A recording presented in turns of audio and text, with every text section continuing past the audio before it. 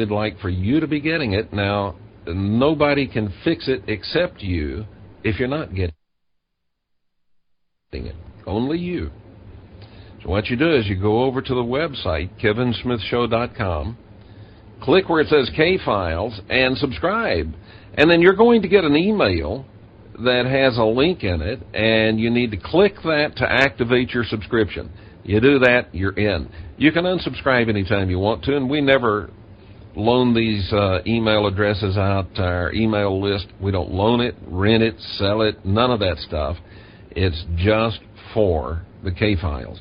So you will not be spammed as a result of having subscribed, and you can unsubscribe anytime you want to, but most people stay with us forever, and we love to have you in the K-Files family as well.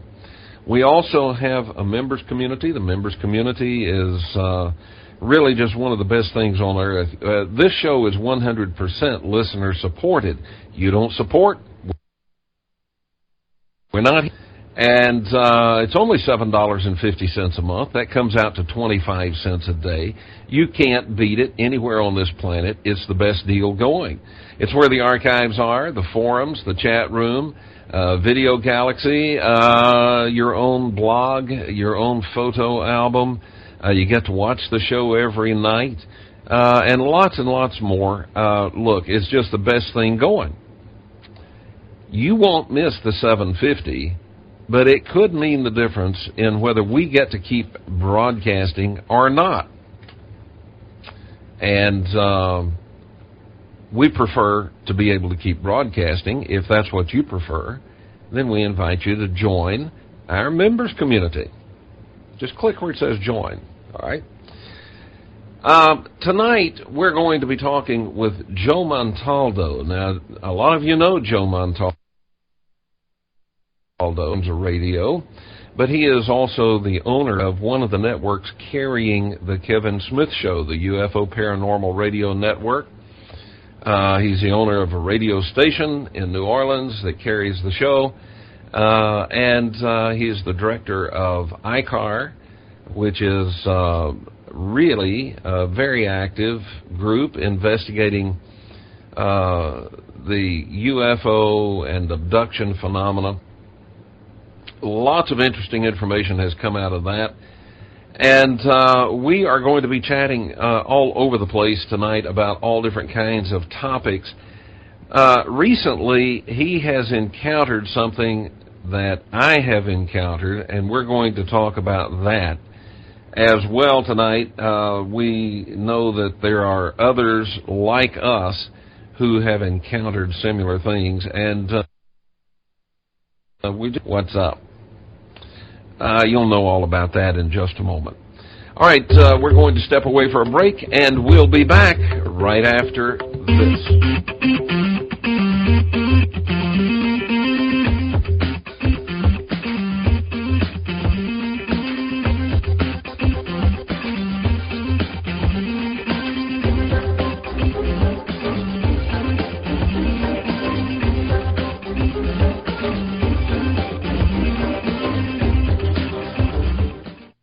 All of the music used here at the Kevin Smith Show is from independent artists. Most of it from independent artists at musicalley.com. Go over to musicalley.com. Check out thousands of artists and thousands of great independent tunes. musicalley.com.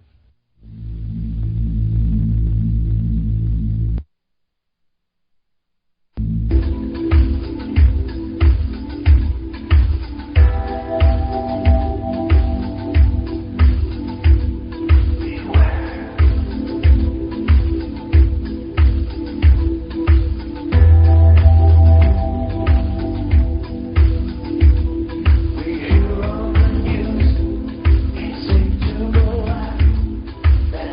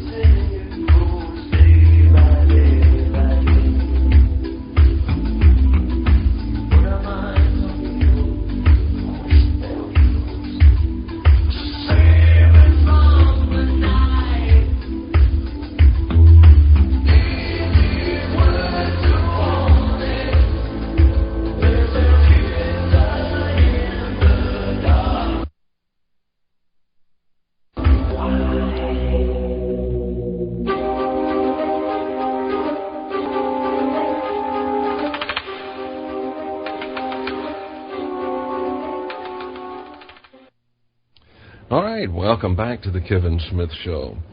And my guest this evening is Joe Montaldo, and I'm going to begin. Joe, welcome to the show, by the way. Oh, thanks, Kevin. It's always a pleasure to be on, man. I always love coming and hanging out with you. Well, and we enjoy it as well. Now, I want to begin with something that our listeners know about, you might not know about. Last night, we had Lee Allen on from the Paravisions show and from Paravisions organization. And right at the beginning of the show, feed, it dropped out of stereo. I've never had it do that. Now, you have to understand, folks, that the audio that's going to both the television channel and the radio feeds is the same audio. It's exactly the same. Comes out of the same mixer and passes through both of those broadcast computers. It's the same audio. So we had stereo over here on the television computer, and it dropped out of stereo over on the radio computer. But, Joe, during the breaks, when it would play music, it was in stereo. Doesn't surprise me, by the way, not even a little bit. I mean, from the people I've talked to in the last 30 days with these outrageously weird audio glitches, fakes, computers going awry, doing things on their own and stuff. I've just, I know all of us run a lot of equipment. In order to do these radio stations and to carry as many venues as we do, we all have to run multiple servers just to get what we're looking for. Some more than others, but and stuff breaks, but not like it has been lately. I mean, I can think of 7 decent-sized radio networks that have all had not baby problems, but big ones. Whole servers going down where they couldn't get their stations up and running. Some of them losing internet connections for 2 and 3 days. That's unheard of. I mean, just all around, and then a lot of them having, having multiple problems. I mean, myself, we had one of the weirdest glitches I've ever seen. I've fried a lot of hard drives in my time and a lot of motherboards. I've been doing this a long time, but I had a motherboard that decided it was going to go out. Somehow or another, it corrupted entire hard to pieces, along with a gig of RAM and an audio card. And there was no lightning, no power surges, because there's actually 11 computers here, or 9 computers here connected to the station, all running from the same power sources. So if we get a surge, we're not losing one, we're losing all of them. And that's why they're all on surge protectors to boot. I have no idea what caused this. And then while I'm putting this together, putting a new one together, we get a bad hard drive in, which is odd. And while that's going on, all of a sudden, my AT&T U-verse, which has run perfect since the day I've had it, just quit working. I mean, no TV, no phone, no internet, no nothing, just poof. 3 texts, still poof. One guy finally comes out, he said, oh, well, it looks like a little wire here, and that was the problem, and poof, it's back on. And wait, the wire is in place, it was cut. Mm-hmm. I was like, what the hell? I have no idea what this was. So we're talking, he's just going on and on. I've lost 3 servers in the last 2 weeks. He said I was without internet for 3 or 4 days. I'm like, what are you talking about? I thought he was messing with me, Kevin, to be honest with you. So it was about a week ago or 2 weeks ago I had heard you had a problem, and then when we talked today I had heard you had one. And then my boys over at Para TV lost their broadcast for 3 days. Still don't even know why. Their 2 TV servers would not broadcast. On the 3rd day, the guy just figured he was going to have to rebuild them all, started them both up, and they worked perfectly. Well, yeah, it's been very weird stuff. Folks, Joe was supposed to be with us, week before last, and he was going to be with us the night that server locked up, okay? It had been throwing off some strange problems that I'd been trying to deal with and doing some weird things, starting music, not turning music off when it was supposed to, and just doing some weird stuff.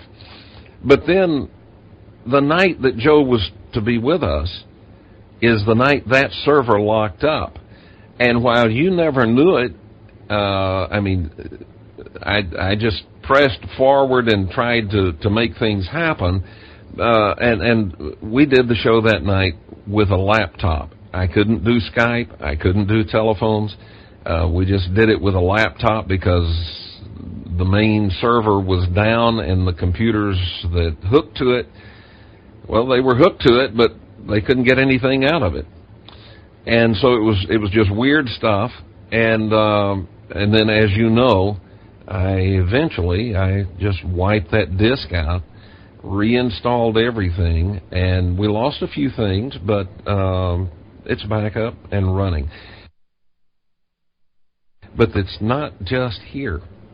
Oh no, it's all over. It's weird. And I would say, okay, a few paranormal radio stations. Oh no, guys. Was it KTX TV and it was either Las Vegas or somewhere in Nevada, lost broadcast for 3 days.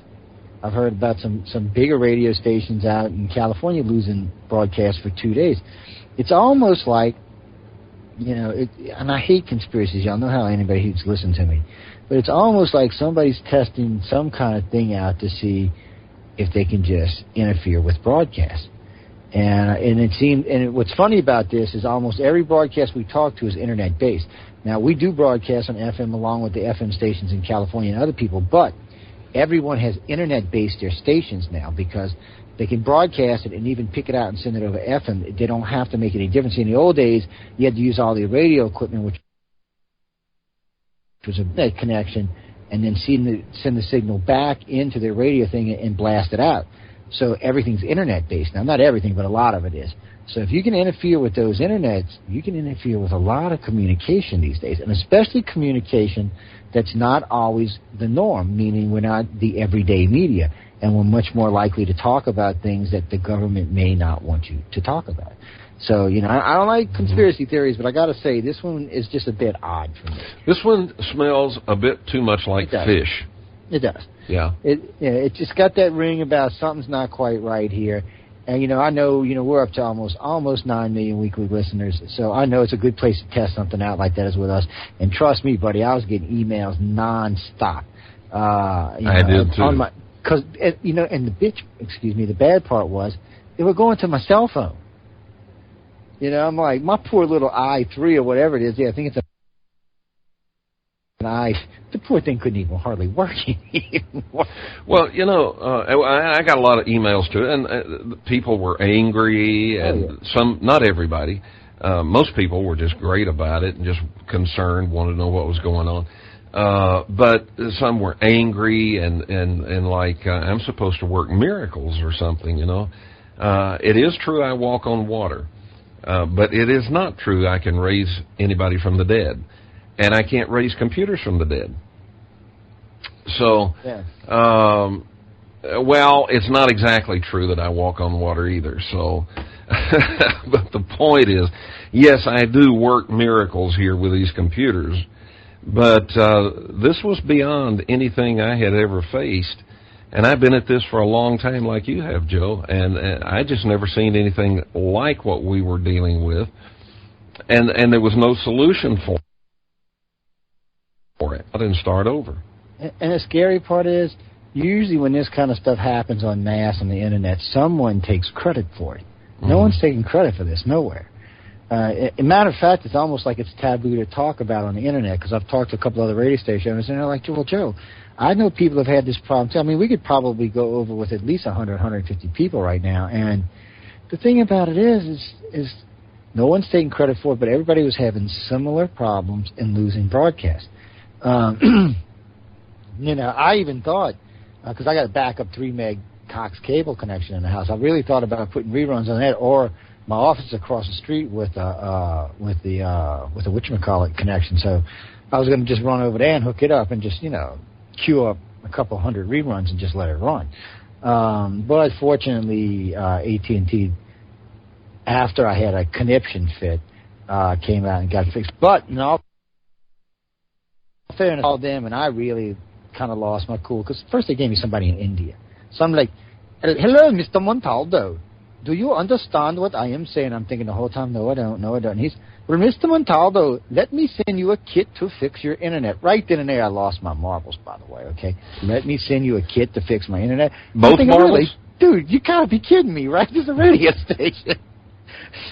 So after I calmed down, he said, well, I'll get you somebody out there this afternoon, and they did. And the guy was a moron, and he couldn't find the problem. And the next day, they sent some other morons, and then finally, one of the monkeys stumbled across the problem and fixed it. But if it would have been any normal person, or any sane person for that matter, I would still be waiting for internet connection right now. Well, not too many people have accused you of being normal, have they? No, you know, and that's what I'm saying. And I really know this for a fact. Sprint and Microsoft all have a thing with my name on it that says Tier 4 support. Even GoDaddy does, by the way, and so does Newegg, because I do so much stuff with them. They don't want to waste my time. Because I get really mad when I got to start, and the little kids telling me, and you can hear him flipping his book going, press this. I'm like, dude, I've done all of that. Don't even go there. I've been done this a million times. No, give me somebody else. And after a while, you know, because I spend a lot of money on these people, so I want service. I don't want any BS. I want real service. And so now, over the years of griping, screaming, and getting my squeaky wheel oiled, they've put me on Tier support or Tier 4 support on most of them. So when I call in, it's automatic. They just send me there, and usually between us, we can usually figure out what's going on. I'll tell you what, there was one problem with a USB I had on a Windows XP Pro system. They actually had to go find the guy who wrote it. He still worked for him. It took him a week to call me on the phone. He says, okay, Mr. Montaldo, we're going to work this out. And he took him 3 days, but he got it fixed. Basically, rewrote all the software on my computer. He got it fixed. Well, but you know, the point that I wanted to make right here at the beginning of the show, and I wanted everybody to know, I wanted you to hear, because, you know, I tell you that it's not just here. It is happening other places. Well, I wanted you to hear, and it's not just other shows. It's stations, and it's networks that are being hit. Now, nobody really knows anything about this. I mean, is it organized? Is it planned? Or is this just a whole big clump of coincidences? Which I don't think that's the case. But we don't know. But it is happening. And how important it is when you have the opportunity to speak that you do so, because it's going away. And it's going away not only in terms of, you know, political things happening, it's going away in terms of technology getting attacked. And I think it's an attack. I can't prove that, but I think it is, because there's too many of us all at the same time. And, you know, it's shows like mine, it's radio stations. But it's not, none of the small shows seem to be having any problems, or any of the small networks. It's the ones with 1 million or more listeners. To be blunt with y'all, that's what it seems to be. It's a really weird thing. At first, I thought there might have been some small ones, but I checked with some of the smaller networks, and they're not having these kind of problems. They got problems, but like, you know, most young networks do. But not the kind that we're talking about tonight. And I thought that was just a little bit, you know. In other words, if you got reach, someone seems to be interested. Well, yeah, I would think they would be. And we've got reach. You've got reach. A lot of the shows that you carry have reach. And, yeah, but it's not just this show that gets hit. It's a bunch of shows, bigger shows. It's a bunch of radio stations, radio networks, and it's all been within the past 3 or 4 weeks that all this has been going on. Yeah, it has been too. And, you know, I was thinking they probably like to pick on you because you're doing 5 nights a week. I mean, we do 5 nights a week, but it's all different stuff, and some shows don't get hated on as much as Surprised my new show, News on the Flip Side. I'm surprised someone hasn't tried to hack that one yet, because I've been steady hacking people off with that one. But hey, enough of that. Well, I don't try to hack anybody off. I don't try to tick somebody off. On the other hand, I don't care if we present the truth, we present some facts, and that really it's a burr under somebody's underwear. Well, they just have to get used to having a burr under their underwear, because the facts are the facts. Now, I'm not trying to hack anybody off, not trying to get anybody all upset.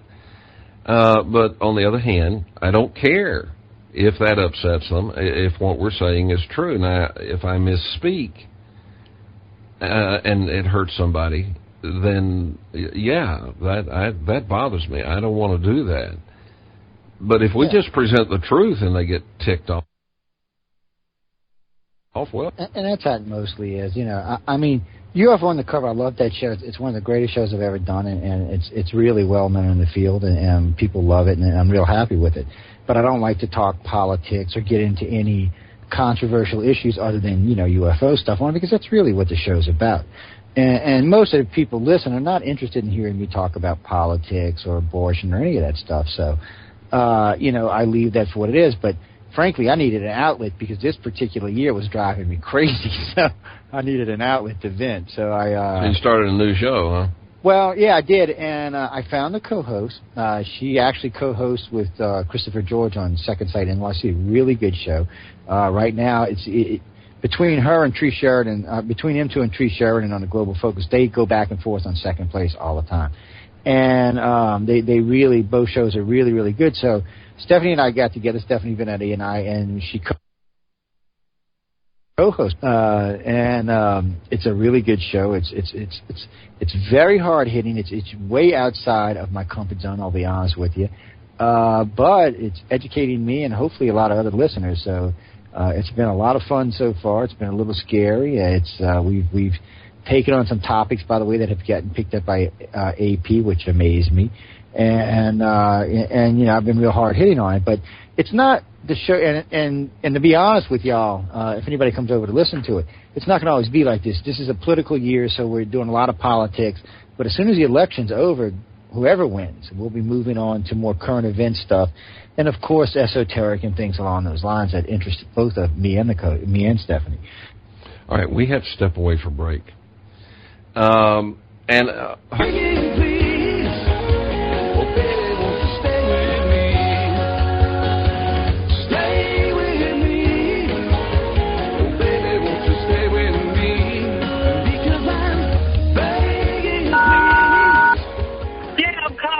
The Kevin Smith Show. This is Vegas Gary. Listen, we got aliens here taking all our money, and the people that come into this town, they leave broke. I need you to investigate them. Call me. Hey, 70. If they haven't got me yet, please help me. Please, Kevin.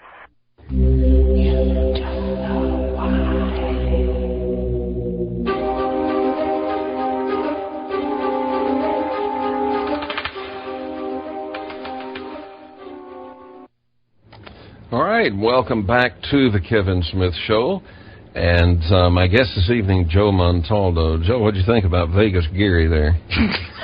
Let's laugh my butt off. I was going to hope Kay can't hear me.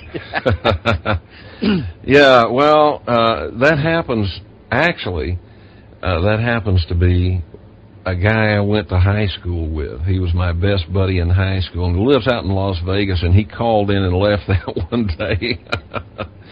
But, yeah, he's a pro photographer, and he actually broadcasting in Dallas before he moved out to Vegas.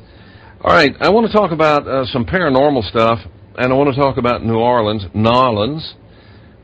because everybody in the world has heard of Hurricane Katrina. Everybody in the world knows that it was a great disaster. It was a huge disaster for the city of New Orleans and surrounding areas. And, you know, we know that there were people who died as a result of that storm. And so I'm curious about the paranormal activity in New Orleans post-Katrina. Enough time has passed now so that things can settle down and people can notice if there is an increase in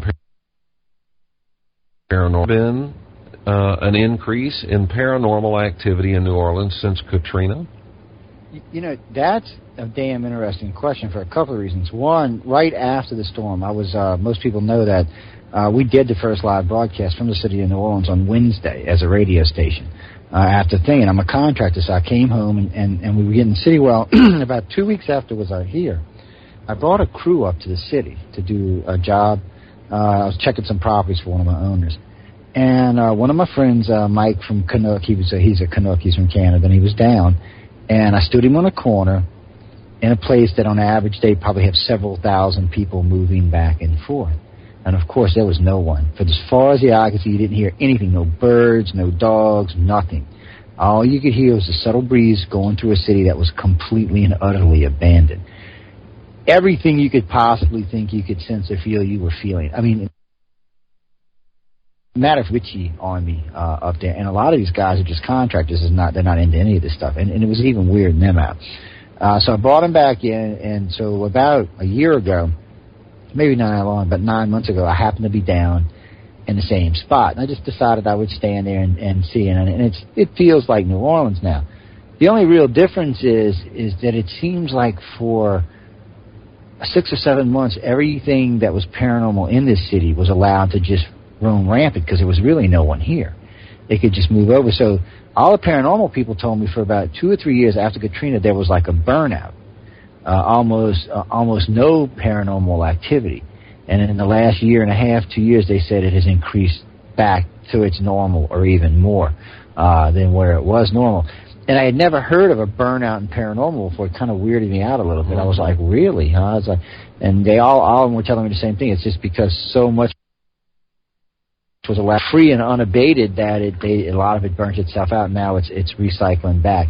And I do see just recently, and there's a photograph, I don't know where it's at. It's on one of my Facebook pages. Y'all can go look at this.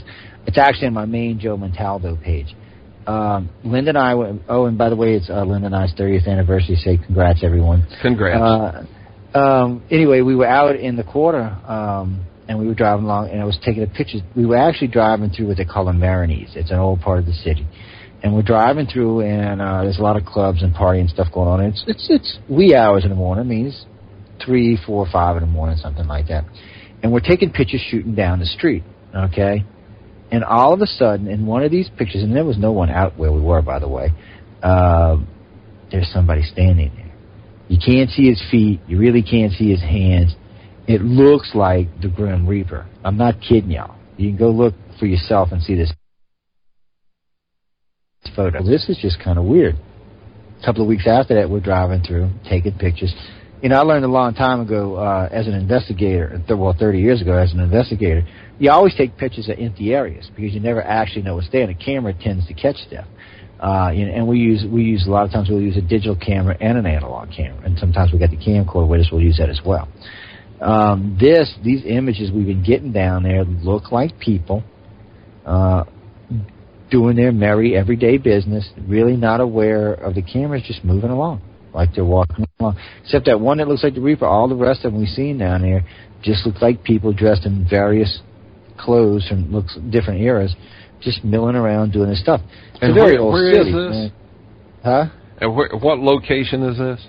This is, if you were in the French Quarter, this would be, where are we? It would be east of the Quarter, directly east of the Quarter, parallel east of the Quarter, about 1 block. It starts 1 block off the Quarter, where Esplanade is. On the other side of Esplanade Avenue is where we're talking about. And it's a very interesting place to go hang out. Now, I don't want people to get the wrong idea because Pirates Harbor or any of the places in the Quarter itself. Now, don't get confused. People are like, I'm going to the city of New Orleans. No. You want to go to the French Quarter, the Vieux Carré. The city of New Orleans is great, but it's not the Vieux Carré. The Vieux Carré is the Vieux Carré. It's the French Quarter. It's its own little area. and it's the oldest part of the city of New Orleans. It's survived 3 burn downs and all kind of countless invasions and gambling crazies and everything else. Slavery, the whole 9 yards. You can find everything in this 16-block square area. It's very beautiful, but when you're out there at 2, 3, 4, 5 o'clock in the morning, first off, and most importantly, don't ever go alone. If you're a tourist, don't ever go with less than 4 people, okay? Okay, on boogeymen, it's because of the other kind of boogeymen, the ones that might want to mug you or rob you because they know you're a tourist. Mm-hmm.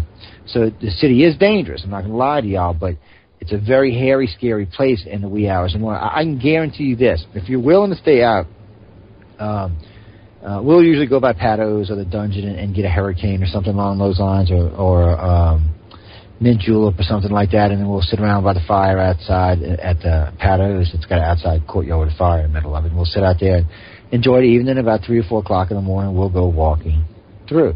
Now, for rookies, you're going to see all kinds of stuff. A lot of people tell me they see vampires darting around and stuff like that, and other kind of beings darting around. Really, when I'm walking down there, I'm really looking to see anything that looks like it actually might be a spirit. Because I'm still up in the air on spirits. Sometimes I think that dimensional bleed through. So I'm really looking for something that might be demonic or something that might some kind of bleed through from another dimension. So and you always see something. I'm not even going to lie to you. I've never gone down there after 2 in the morning that I haven't seen something. And I can't tell you how many normal people I've had with me, or semi-normal people, that have been walking along and go, just start freaking out because something seen them or something touched them. There's a lot of that. There's a lot of that down there too. You'll be minding your own business, leaning across up against a light pole, for a picture, and you'll feel like someone's hand run down your back and across your butt and stuff, and you're kind of like, of course, there's nobody there, but you can feel there. The French Quarter is the original town of what has become New Orleans. Yeah, and it was founded by pirates, priests, and prostitutes. It was a rough place. Yeah. It really was. And it stayed like that for a very, very long time. And even in its heart today, it's one of the few places that still has Katrina did do, which was a bad thing, is it killed a lot of New Orleans. A lot of what New Orleans is the people, the locals. And we lost more than half our local population. They did not come back. And in all fairness, I love my friends up north, but a lot of y'all came down here, and frankly, acting New Orleans is not being New Orleans, okay? That's all I can tell y'all. You look like goofballs when you do that, so you should quit it. Well, but look, the New Orleans, as long as there is even a kernel of the original there, will always be New Orleans, and it'll always sprout back. And it will. It is. It really is coming back. It just takes time. I mean, with so many people lost and so many people gone, and with a lot of new influences on the city, But the city has always been there. It's always been a melting pot, so it'll change and conform itself to what it needs to be. But the paranormal stuff is back. You have seen. You said in these pictures, you see people going about their business dressed in clothes from various eras. But you don't see those with your eyes? No, I do. That's what I'm talking about. The pictures are different. We get pictures too, but sometimes you'll be just standing there, and what's really weird, that's why I don't think they're ghosts, because, and not these. Now, I don't want to get people on me about ghosts, because it's not that I don't believe. It's just a lot of stuff to me seems to be dimensional bleed-through, and what I mean by that is you'll see a scene where there's a group of people moving around, like just doing their everyday jobs, walking down the street, picking up something to eat, rolling a cart, whatever, you riding a horse, whatever it may be. They're doing just their everyday jobs. And it's not like you're focused on one person. You're getting a whole scene there. It's like for just one moment, the dimension forward or backward, you're just getting to see it. And then all of a sudden it closes and it's gone, and it's nothing. I don't think any of those people are dead, by the way, at that moment. It's just you're either seeing backwards or forwards. For me, a ghost is a much different thing. Oh, okay. So what's a ghost? Well, for me, a ghost is really somebody who's actually died and somehow got caught in between. They don't seem to act the same way. It seems to be different, especially down here. When you hear about a haunting down here, it's usually not anything nice or polite. There's usually all kind of stuff that goes along with it. And then the person that is involved usually seems to really just come apart. come unglued. So for us, it seems to be almost a demonic type thing. Everything else down here seems to be just like you're getting glimpses of the city at different times of its history. It's almost like New Orleans is sitting on some little mini portal or something, because from time to time, I'm not kidding, and even tourists tell me this, they'll be driving through the city, and for a minute they feel like they're back 1760 New Orleans. And what's fun, they're all bumpy. Of course, our roads are really bad down here, but it's just... I used to live in Louisiana, right? Yeah, and you probably lived in a state, and you lived in the other part of the state where they had good roads. No, we didn't. No, we didn't. I know. Listen, I used to do a talk show that was just a general topic talk show, and I had a state senator in one time, and I started talking about all the money for the roads and why are the roads so bad. And he started giving me all this stuff about, we've got all this water in the soil. And I said, now, hang on a minute. I can close my eyes and tell you when I cross the state line in any direction. You mean to tell me that right there at the state line in any direction, the soil changes? It is weird. And he kind of blushed. He said, well, it doesn't really make sense, does it? I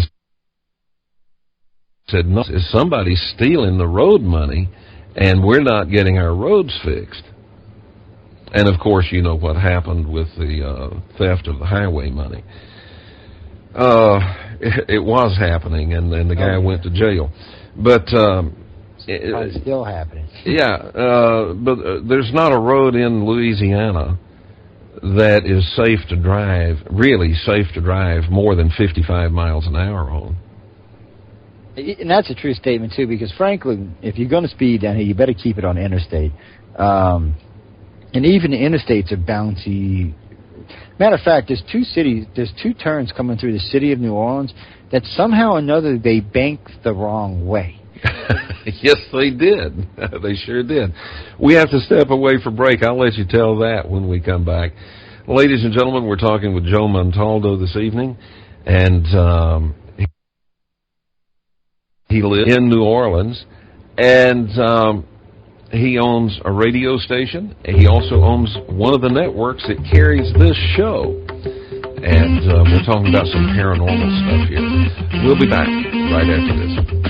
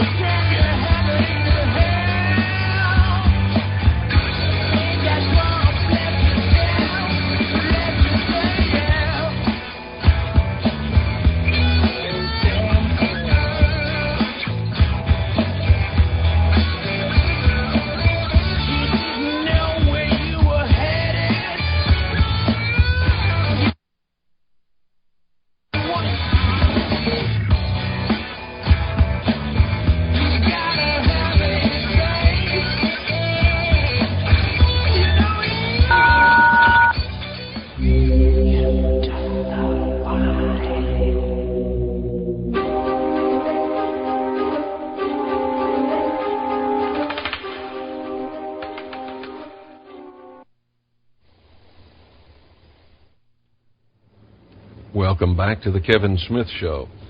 And my guest this evening, Joe Montaldo. Those of you joining us just now in this second hour, welcome aboard. We're glad you're here. My sincere sympathy for whatever it is that kept you away from that first hour. May you never suffer that tragedy again. Joe, as we went away for break, you and I were talking about this really wild report. And by saying that, I'm certainly not implying that I think incident. It's just here you've got people who are trained observers, and they are describing something way out of our norm after the Katrina hurricane, and that is reptilians that were seen walking through the water in New Orleans. And as you described, they are amphibians as opposed to reptilian. Do you think that they are extraterrestrial, or do you think they are terrestrial? In reality, I think they're both. I really do think the reptilians are from here. Whether they left and came back, anybody can argue about that. But after seeing the Pravada map, finding out that it dates back 120 million years, it's an aerial resource map, which means whoever made this aerial resource map, it's a map of a valley taken from an aerial view 120 million years ago. Now, as far as I know, there was no men ever on the planet more than 2 million years ago. So, well, and let's say this, it's an aerial view taken from an altitude of right at the edge of space. Yeah, so you've just got to wonder. It says that there was somebody here before. Even modern-day science does not argue this map's authenticity. They agree that it's real. So how can it be real if no one was on the planet? Of course, if you listen to any scientists, we're it. We were the only intelligent life on Earth. Of course, we know better, but still, as far as they're concerned, we are. So the map is a contradiction. But it does exist. Anybody can check it out. It's been, as best I can tell you, it's been checked out by at least 2 dozen experts, and that they agree this map is real. So how can it be real? Who was flying around in the skies on Earth 120 million years ago? That's advanced technology, and 120 million years ago, you can't get past that. So, well, here's another thing. Its construction is various layers, including a layer of ceramic that is not ceramic like we make. It's nanotechnology. It's just there's so much to this map, and so little people know it. It's actually one of the best kept secrets in the fields. Mm-hmm. For some reason, people don't like to talk about it because really, it does say that there was some form of intelligence on Earth prior to man, which could mean a lot of things. Could be a lot of ramifications. Are we squatters? If the Sumerians are right and we were a created race, then we're squatting on somebody's planet. In the thank God they haven't seen fit to blow us off the planet yet. There comes a lot of issues here. If they are back and they are willing to share, how's that going to work? If they're back and they want their planet back, how's that going to work? Well, according to these witnesses in New Orleans, which include New Orleans police officers and National Guard soldiers, if we are to take their testimony seriously, which I certainly do, they're back, or maybe never left, but they're here. All right, but let me ask you this. Before Katrina, were there reports from people seeing these reptilians in the New Orleans area? No, not in the city itself, no. Outlying areas, Honey Island Swamp, I'd heard of them a few times, at Slidell, North Shore, more rural areas. I must like the swamp. Never really heard about them in the city itself. I think they took an opportunity because New Orleans was flooded, and it was flooded for about 21 days. I think they took an opportunity and took a stroll in one of the oldest cities in the United States. He said, why not? Who's there? And so they ran into a few police officers, a few military people. It wasn't a big deal to them. And they got to go milling around in the city. for whatever reasons that they wanted to. I mean, I'm sure they had their reasons why, but maybe it's been a long time since they've been able to openly walk amongst us like that. I mean, in the old days, in the Sumerian text, and the Egyptian text, and even some of the old Indian texts, they seemed, in the Mayan and the I should say the South American text, or at least or most of it, they seem to have walked openly amongst us before in our societies. But for some reason, and this is not just true for the reptilians, but all three species of Christ, when we adopted religion, they no longer felt safe walking amongst us, for whatever reasons that is. And I don't want to blame it on religion, by the way, ladies and gentlemen. It just seemed to have happened around that time period. It may not have anything to do. It might just be a coincidence. You know, I'm funny about coincidences, but it may have just been a coincidence that it happened around that time. You know, it's interesting, though, Kevin. I actually regressed, or I should say actually Linda regressed one of the NOPDs from this.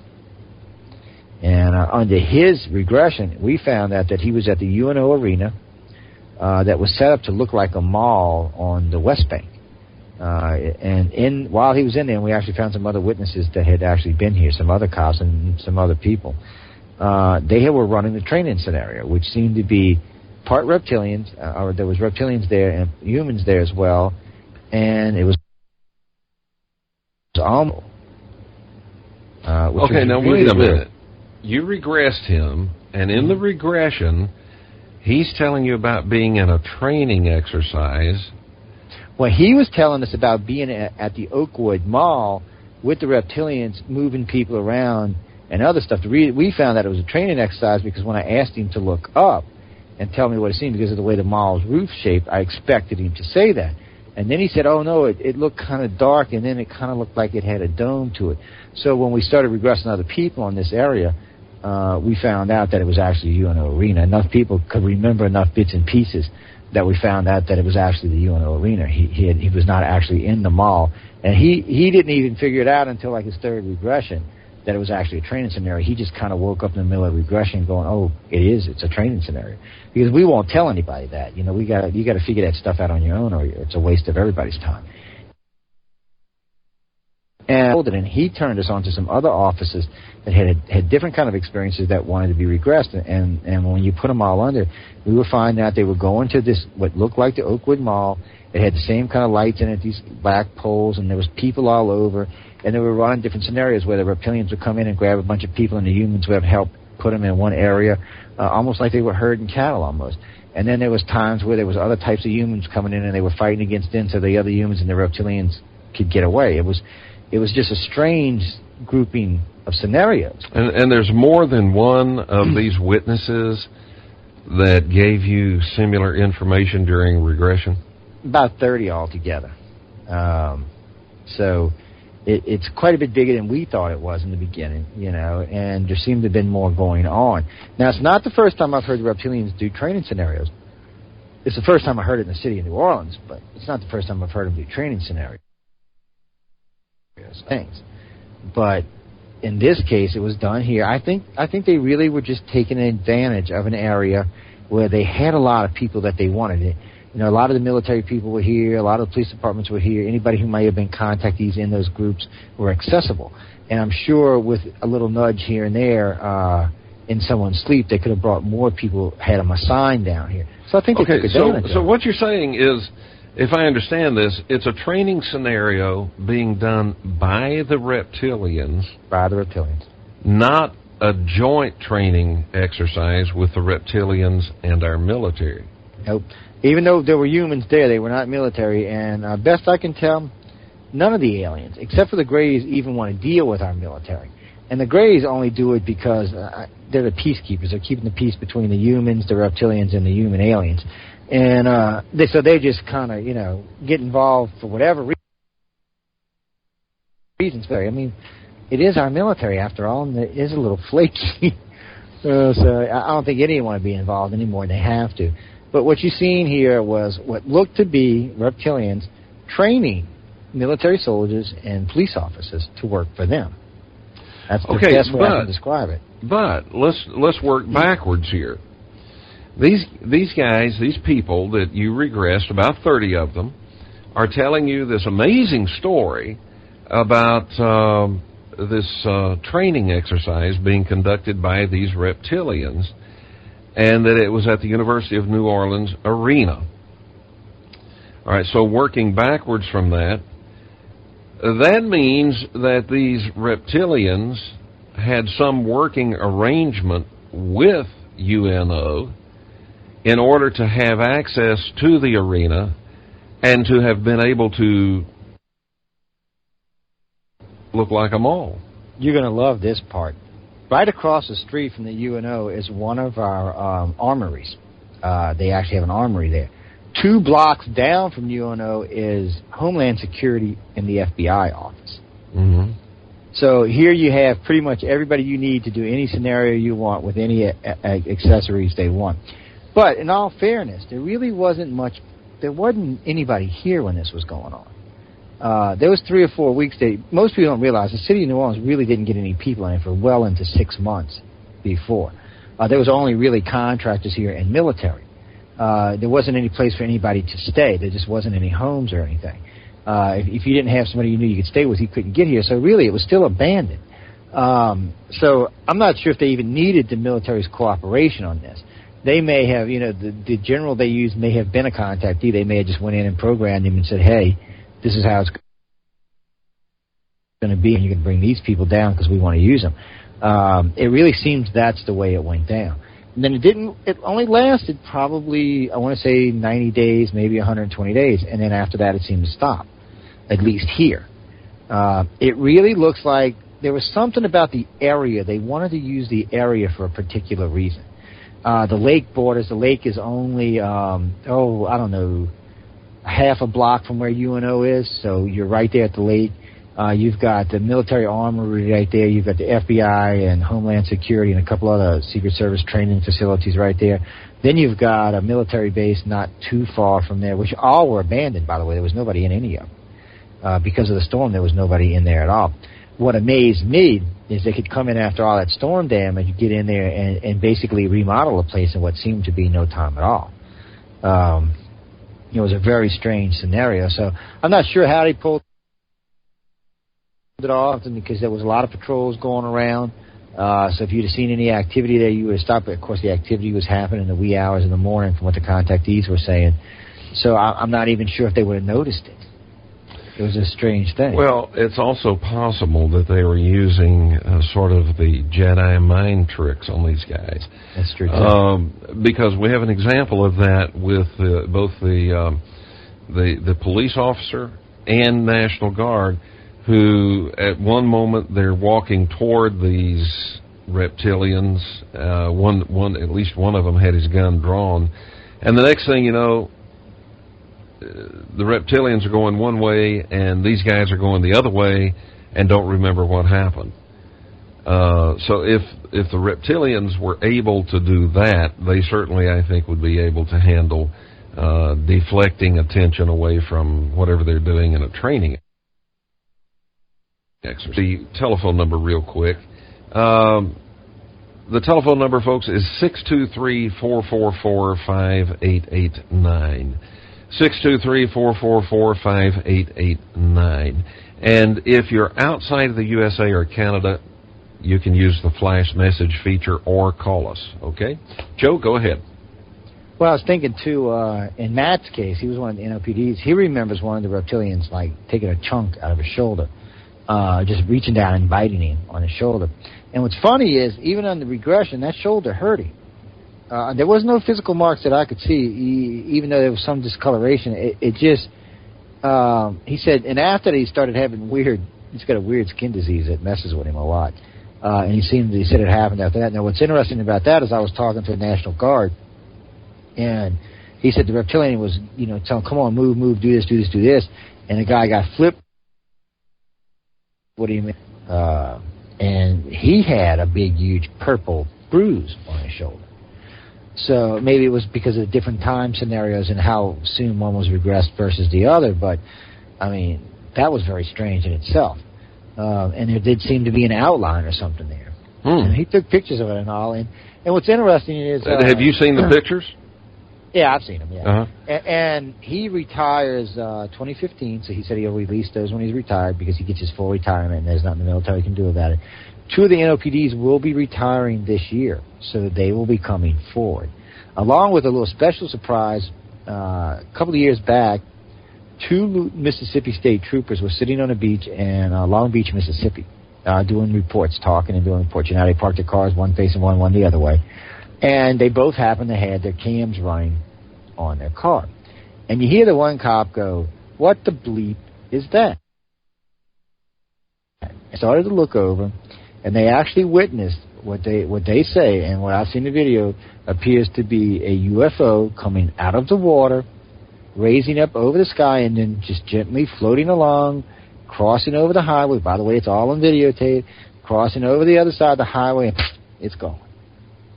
I mean, just like that. Poof, it's gone. Couldn't tell you if it shot off or if it just disappeared or what happened, but it was gone. Both these guys are going to be retiring real soon. One of them actually is already retired, and the other one will be retiring real soon. And as soon as they're retired, we'll break that story and put the videotape out for everybody to see, because, frankly, I don't blame them. As Mississippi State troopers, I would not want this to get out until after I was retired, because they'd end up in a psych ward somewhere down there.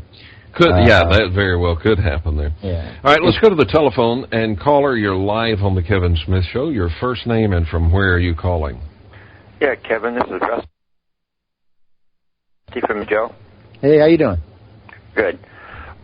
What were these reptilians, or whatever they were, what were they training for? You know, that's a good question, and there seem to be a couple of answers here. One, it did seem to be like some kind of basic crowd control. They said they gave him these little stun things. They're like sticks that you know, like what you use with cattle, those shocking sticks. It's basically the same thing, and they said they were just wanting them to group up. He said there was also some type of sorting going on where it wasn't sorted by sex or color, but it must have been sorted by some type of lie group, because they had this group here, that group here, this group here, this group there. And there seemed to be all kind of ages in there. There also seemed to be some type of medical training. Also, and in a lot of these cases, there seems to be empathic and telepathic training of different types, not just in communications, but in abilities. In other words, can I stop someone by thought? One of the things is we learned a long time ago that all these aliens like to travel in threes, and we've learned that sometimes 3 contactees, 3 very strong empathic or telepathic contactees together can definitely stop a reptilian or a human, and even sometimes stop a gray. I have to warn anybody who tries this, if you find the right contactees to do it, it's very dangerous, and they get very mad. And what will happen is you'll stop the one, and then the other 2 will just basically slap you around like you've never been slapped around before. So it's a very dangerous thing, but it does work. And in these type of scenarios, we're finding that they're training a lot of this stuff. And then it seems like, especially in these reptilian things, a lot of the guys I talked to, and even a lot of the women I talked to, said they felt like they were being trained to fight a different type of alien. 2 of the guys call them insectoids. I have no idea. Have not got enough cases on that to really come to any real. It's a very interesting scenario. Now, this was the scenario in New Orleans. Now, I hear about scenarios that are underwater in different places around the planet, and actually on other planets, where they're training you along a whole different more along an agrarian society line, where they don't want you fighting. They want you really using your abilities to either create or understand or learn how to function with different types of technologies, to teach you new technologies. We hear a lot about that, but that wasn't what was going on in New Orleans. New Orleans seemed to be like a preparation for a much larger disaster than what went on here. And this was a big disaster, but in the grand scheme of 7 billion people, this wasn't squat. So it seemed like they were being trained like that, and it also seemed like they were being trained to find a particular group and protect the particular group. They were being taught how to identify them, how to find them, and how to get them to safe spots, which I find all of that to be very interesting. I have no idea what it means for us in the future. I mean, I'm sure in these cases that's what they seem to be teaching them. And when the contactees would ask, or even when these guys would ask, what is this about, they say, need to know, basically. You don't need to know. And on a couple of occasions, I got the sense that they were training these guys, so these guys would be training someone else. So I'm not even sure if the training's even going to affect the individuals they were training. if that makes any sense at all. Okay. What if the reptilians have been here a while or have come back, whatever may be the case, what would be a reason they would be waiting? Let's say they were going to be harmful to us. What could be some reasons they would be waiting until now or in the immediate future? What are they waiting for instead of already doing what they, harming us if they're going to? That's an excellent question, and I'm sure we got enough time when Kevin to answer, but I'll make it as fast, as brief as I can. They could. I tell everybody, if you're going to judge the aliens, judge them by their actions. Well, they haven't enlightened our species, and they haven't wiped our species out, which suggests whatever agenda they're running is about them, not about us. We're just part of it. We're not even the primary part. We're just part of their agenda.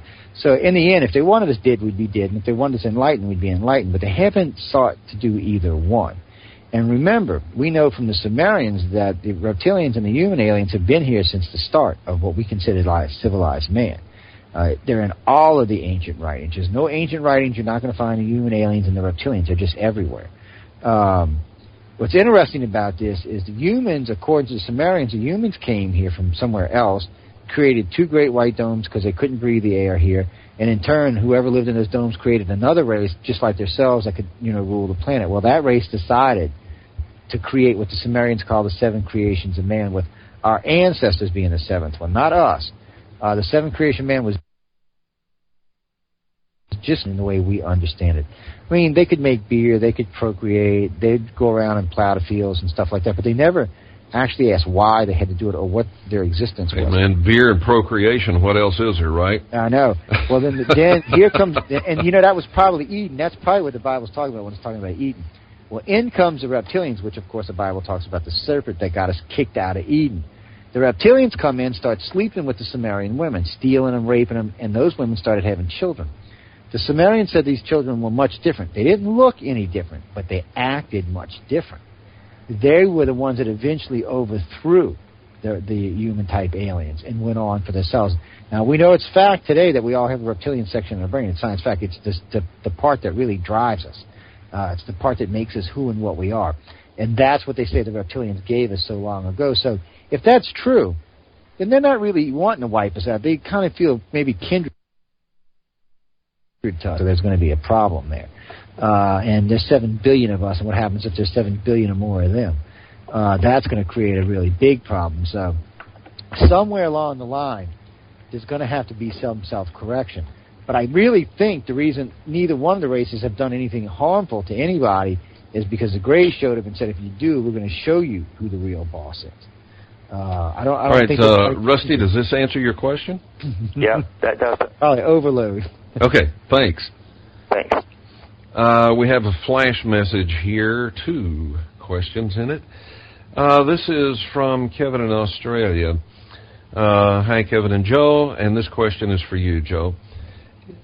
Can you possibly retell your UFO encounter with a large triangle and its effect on your vehicle? And he says he has had a similar encounter, and he wonders if you noticed some type of area, like it was like you were trapped in a bubble of a sort, and the area around looked disturbed. But tell you what we got to do. What we got to do is step away for a break, and we'll get the answer to that when we come back. We'll be back, folks, right after this.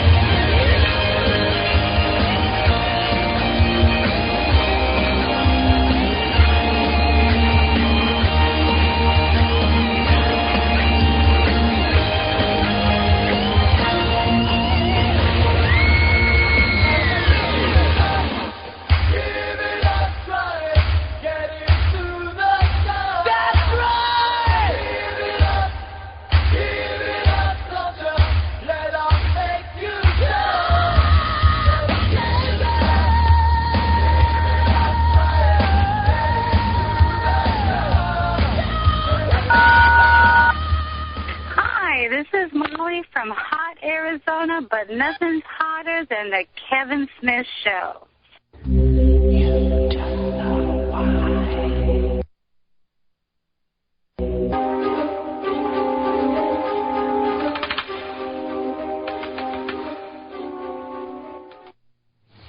All right, welcome back to the Kevin Smith Show. The telephone lines are open, ladies and gentlemen. The telephone number is 623-444-5889.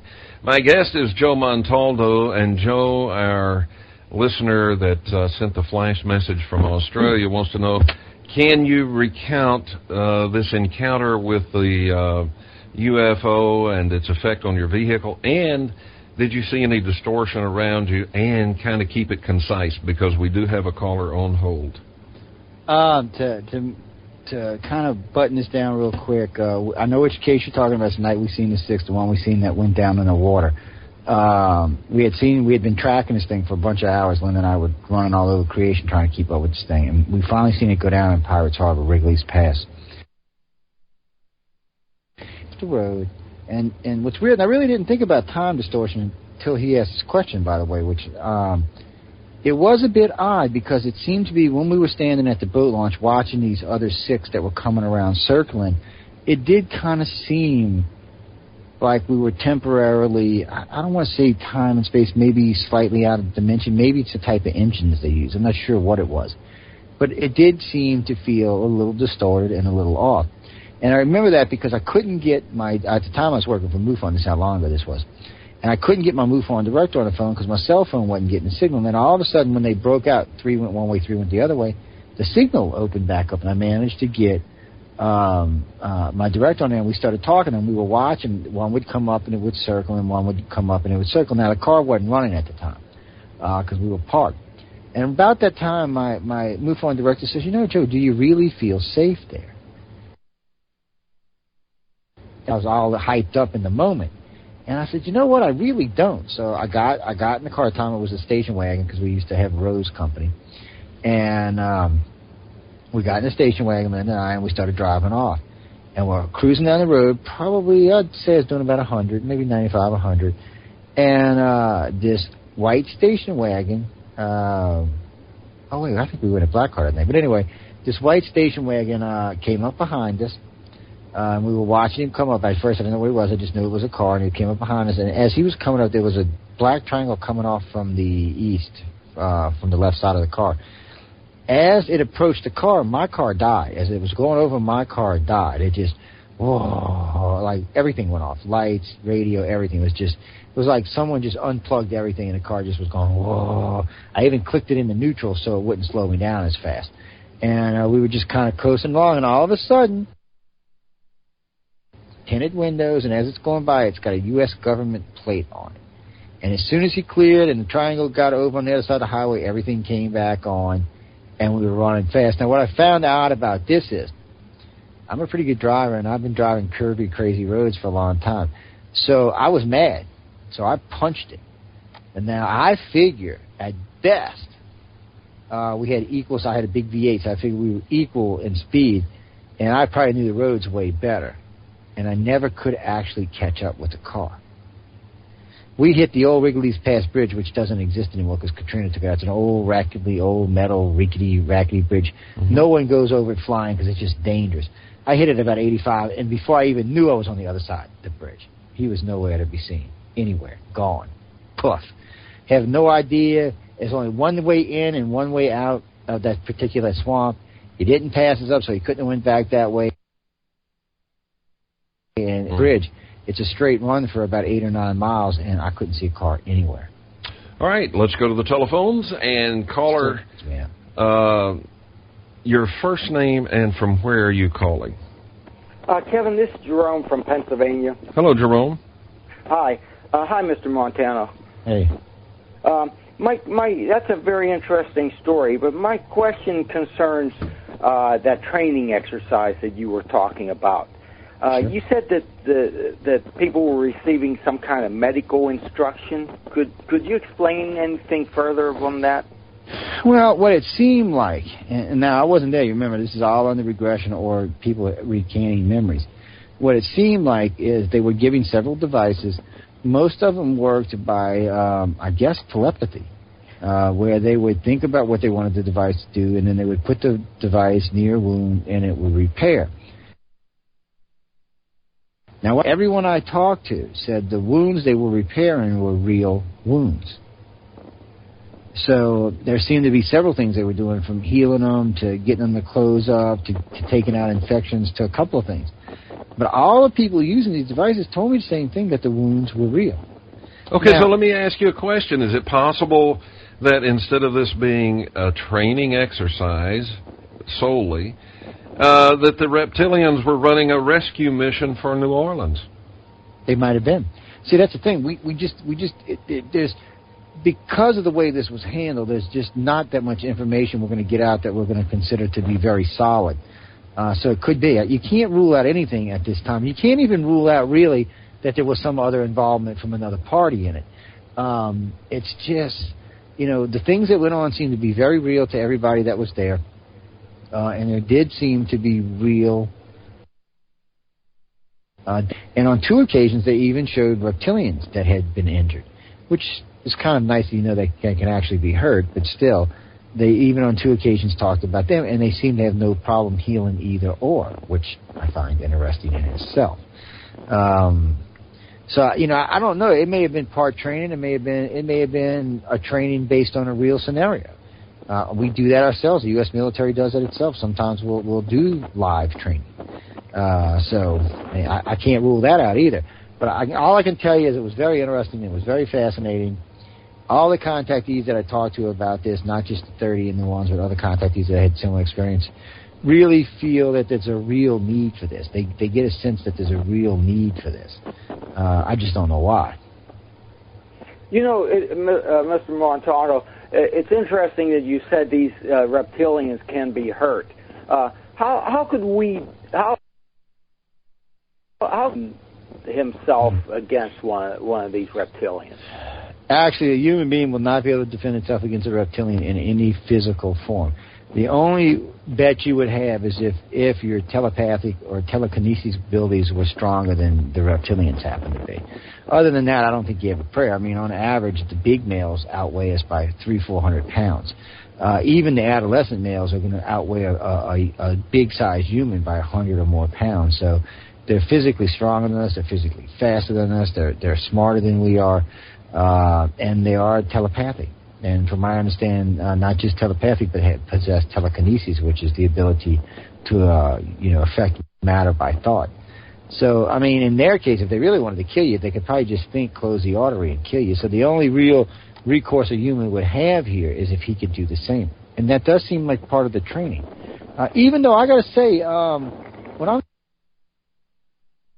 talking, actually, really, when I hear people, they with the human aliens, they either want to hurt them or love them, but with the reptilians, it doesn't seem to be that way. They really don't want to hurt them. Most of the contactees say the reptilians seem to be much more like us. They seem to have a sense of humor. They seem to have a temper. They seem to at least have some kind of fundamentally one-based religion. So in a lot of ways, they're probably humans where humans would be in, say, 100 million years. That's probably where they are in the evolutionary chain. So for us, there's not much of a competition there. There's not much we're going to be able to do. I mean, frankly, their technology is so far beyond us. I don't even know if there's a way to affect them. But by saying that, the human aliens seem to be about the same level as technology as the reptilians, but the Greys seem to be an order of magnitude, 1,000 times. They use organic ships. They grow their own ships and stuff. I mean, they seem to be using a technology space. So I have to tell you, and I've seen this myself along with other contactees, even a little 3-foot gray, if it's walking down a corridor and there's a human alien or a reptilian alien present, they will actually physically move out of the way of the gray. They will put themselves against the wall just like a regular everyday human would be. And what bothers me about that is when I first got into this field, everybody used to tell me the Greys worked for the reptilians and the humans. Come to find out, that was a big misnomer. They seem to fear them. They don't seem to work for them. They stay out of their ways all the time. Even when the Greys are running multiple experiments with humans on different facilities, the reptilians and humans will go out of their way not to be around the Grey or the human. So it's a scary scenario in itself.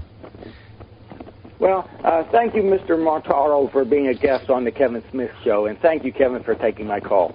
You bet. Thanks. Great. Oh, let me plug something right quick before I forget. Survey on the ICAR site. It'll be posted. I don't think it's actually posted yet. November Hansen, who is our research specialist, she's in charge of all research. She's our Oregon State Director and in charge of all research for the organization.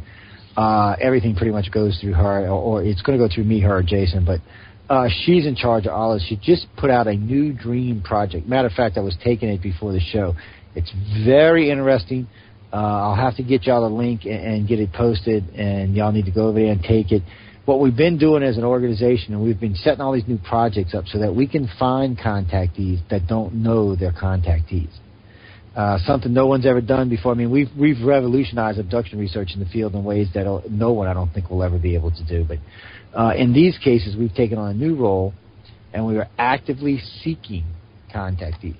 And by doing these things like the blood type study and the gray study and the human study, the reptilian study, the job study, the dream study, there's a couple other studies besides that. There are things that you can find in contactees that you can't find in other humans. We're starting to understand, like with the blood type thing, we understand that the majority of contactees are Rh negative. Even though the minority of people on the planet are Rh negative, the majority of contactees are Rh negative. So, these are helping us to find contactees that don't know and may never know. Because you got to understand, for us in most organizations, we all agree that 95% of abductees will never know they were abducted. So it's the very handful that get to find out, and there's reasons for that. Okay, so, well, let's talk about that a bit in detail after the next break, because I want to read Kevin from Australia, the flash message. He's got a question. The second question has to do with abduction. Cool. But first, caller, you're live on the Kevin Smith Show. Your first name and from where are you calling? Yeah, good evening, Kevin. It's Terry. Joe, I got just a couple quick questions for you. You got cut off in mid-sentence about the Greys keeping peace here, and if we didn't, we'd find out who the real boss was. If you could elaborate on who that is. And also, do you think that Greys can shapeshift and are in upper echelons of our lifestyle, running our government and stuff, or whatever, the world? And I'll listen off air. Thanks. Mm-hmm. Okay. Well, we'll start with the last one first. None of the aliens except for the light beings can shapeshift. We already know that. But I will tell you a little secret, and this is something we found out by accident. A lot of stuff we find out by accident, to be honest with you. We thought that the reptilians, the Greys, and the humans could shapeshift because that's what we had been hearing all of our lives, and that's how the ancients wrote it. Well, we have multiple abductions where, one alien will come in and take 6, 10, 12 people, sometimes 3 aliens. I'm talking, it was a group, I think it was 6 or 8 of them. And there was one alien, but each person described this alien as different to me. Well, there's no physical way to take 8 shapes at one time. So we realized what was actually going on is the Greys use your own mind against you. They image it into your head, and there is no way for you to distinguish between what is real and what is not. And we've seen this done on many, many occasions over the years. They can actually come into a whole city and pretty much make everybody in the city see something different if they want to. So these guys might actually not be any bigger than an amoeba. Yeah, that's the thing. We don't, we're assuming the Greys are the Greys. And like Kevin said, they could be an amoeba because really what they do is they just make you think. And a lot of times they use your own fears against you. A lot of times what you're seeing is not even coming from them. They're taking something in the deep, dark secrets of your head and mixing it with a couple of things. And it's not, of course. What you're actually seeing is a 3-foot, 7-foot, or 9-foot Grey. All right, we have to take a break. You can finish with that on the other side of the break, and we have a question from the flash message. We'll be back, folks, right after this.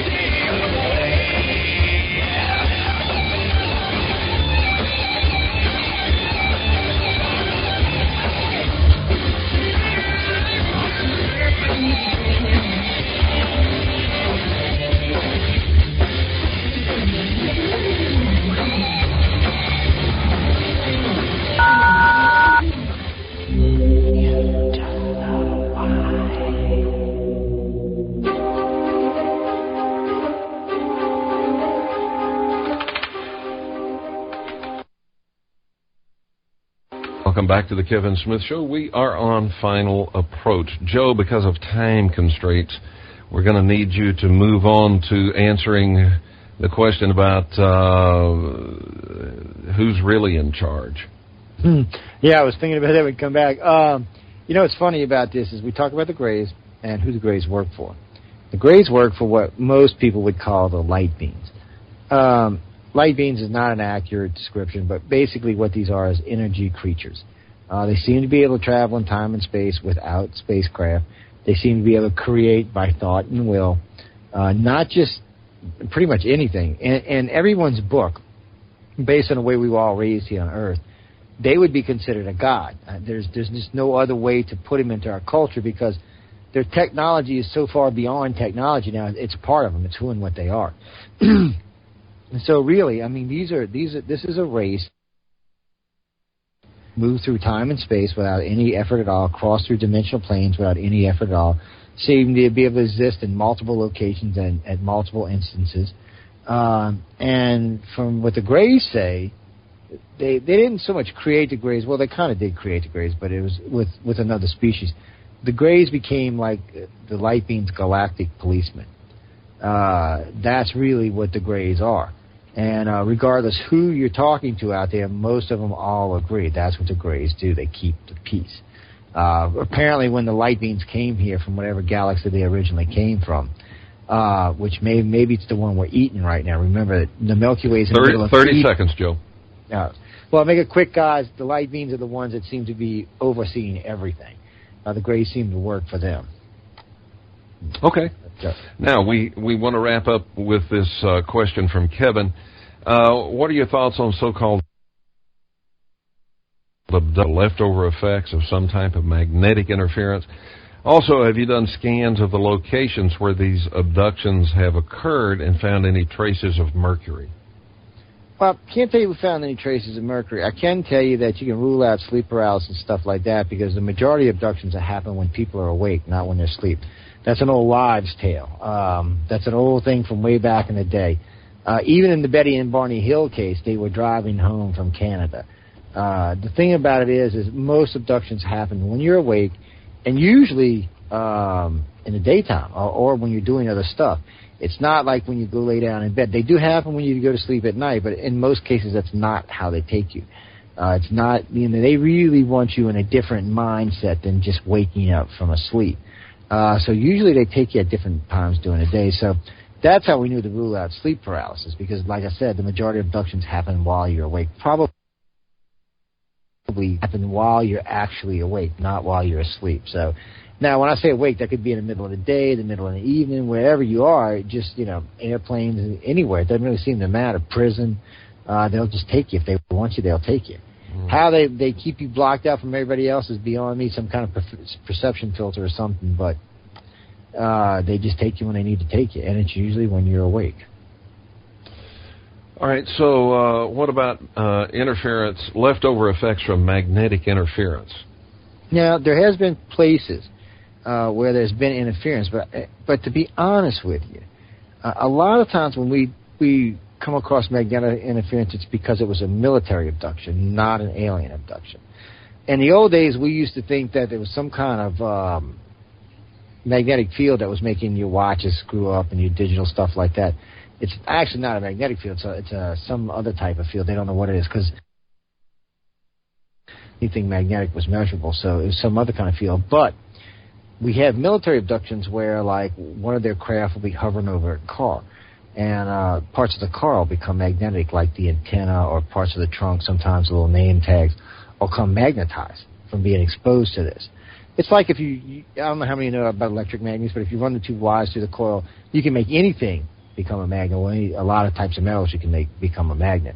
Basically, I assume it's the same thing, and eventually it dissipates and the charge goes away.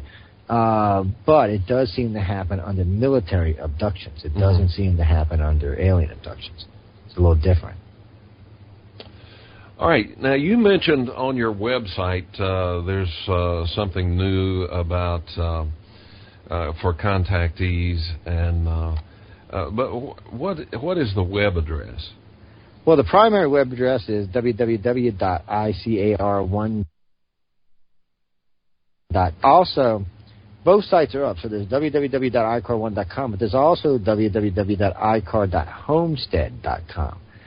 Two different things. It's the same organization, just one's an old site, one's a new site. And we post information on both sites because we use both sites. The new dream study will be coming out on both sites sometime this week. I got to give November a call. See, she called me Sunday, and I had a chance to call her. But when I call her and she gives me the okay, it will be posted. It's going to be a very interesting study, and the questions are great. I've been taking the test, and they're great, and I think y'all going to like it. And it's going to give us a whole lot of information. And please, remember, go to the site, take the other studies. If you are a contactee or you've been abducted, go take the different studies. Check them out, read them.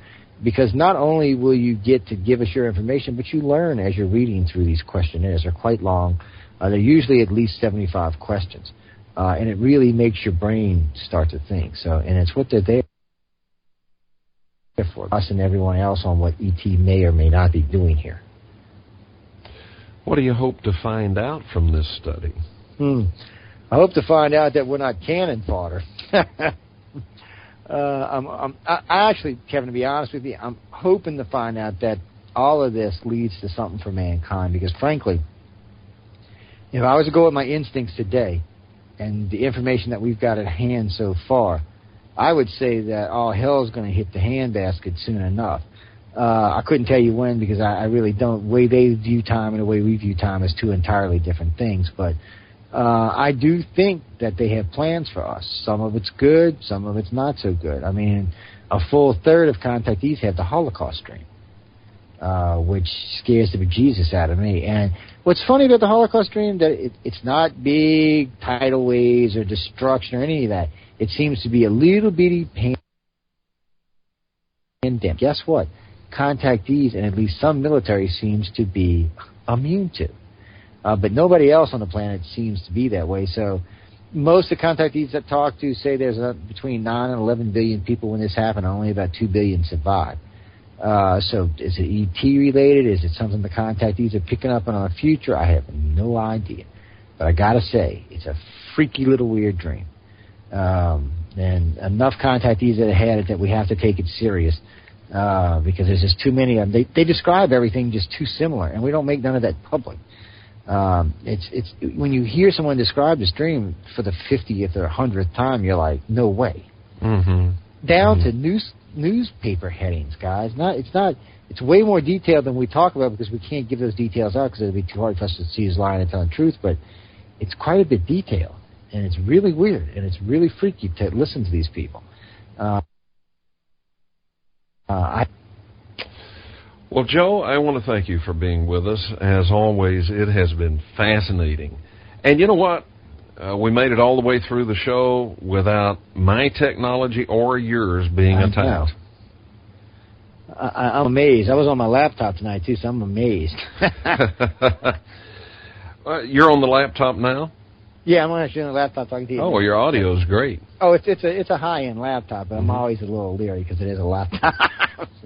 It's a quad core. Well, my laptop saved us, and so I have no bad things to say about my laptop. It saved us when the server went down here. But it's all working again, and everything went fine, and everything on your side of the thing went fine, and I'm just glad. Joe, if you will, stay on the phone or on the line with me here for just a moment while I bring this in for a landing. Ladies and gentlemen, that's Joe Montaldo. He is the director of iCar. You want to check that out, iCar1.com. And let me make sure of that. Joe, is that correct? iCar1.com? Yep. Yeah, okay. And check that out. And there's a lot of good information over there. Also, UFO